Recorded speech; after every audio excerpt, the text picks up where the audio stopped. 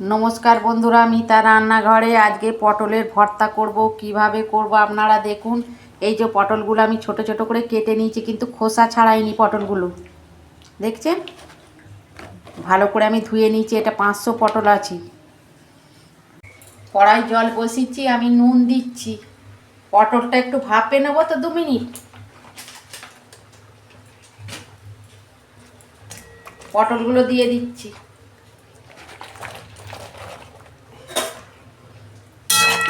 এই পটলের জলটা আমি ফেলবো না, এই জলটা একদম শুকনো করে নেবো। 5 মিনিট মতন আমি ঢাকা দিচ্ছি। দেখুন বন্ধুরা, পটলটা আমি ভাপে নিয়েছি। এবার ঢেলে ফেলবো। জলটা পুরো শুকনো হয়ে গেছে। এটা ঠান্ডা করে আমি বাটবো।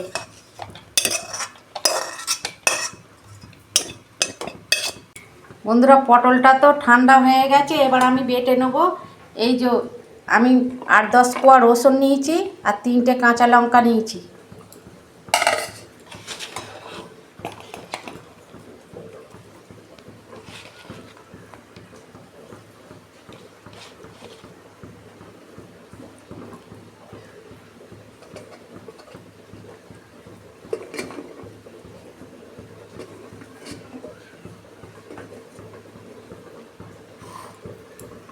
এই যে আমি এটা পেস্ট করব।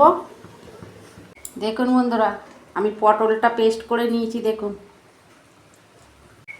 কড়া বসিয়েছি, তেল দিচ্ছি আমি।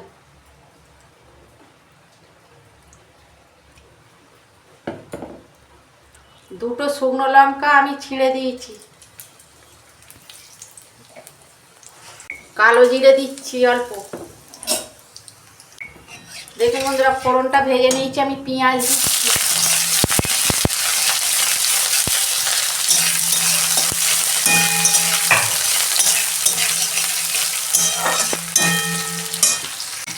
বন্ধুরা, যে কোনো ভর্তা করবেন একটু তেলটা সর্ষের তেল, কিন্তু সর্ষের তেল একটু বেশি করে দিলে ভর্তাটা খেতে এত ভালো লাগে না, চিন্তা করতে পারবেন না। গরম ভাতের সঙ্গে আর অন্য কিছু লাগবে না, এই ভর্তা দিয়েই খাওয়া হয়ে যাবে।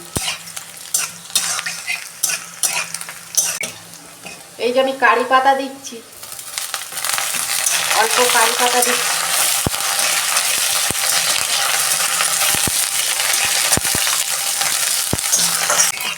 কারি পাতার সেন্টটা খুব ভালো লাগে, আপনারা চাইলে দেবেন, না হলে না দিলেও হবে। আপনারা ধনে পাতাও দিতে পারেন। এই যে পেঁয়াজ আর কারি পাতা আমার ভাজা হয়ে গেছে, পেস্টটা দিয়ে দিচ্ছি।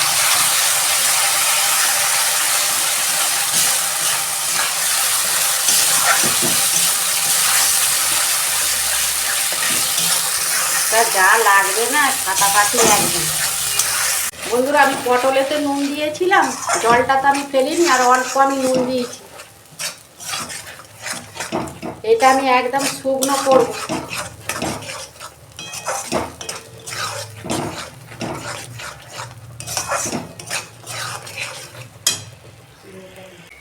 এই যে অল্প আমি চিনি দিচ্ছি।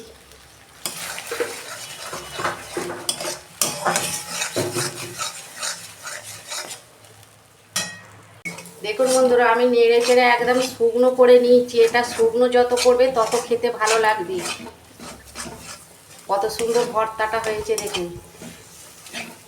আপনারা যে কোনো ভর্তা এরকমভাবে করবেন, দেখবেন গরম ভাতের সঙ্গে খেতে খুবই ভালো লাগবে।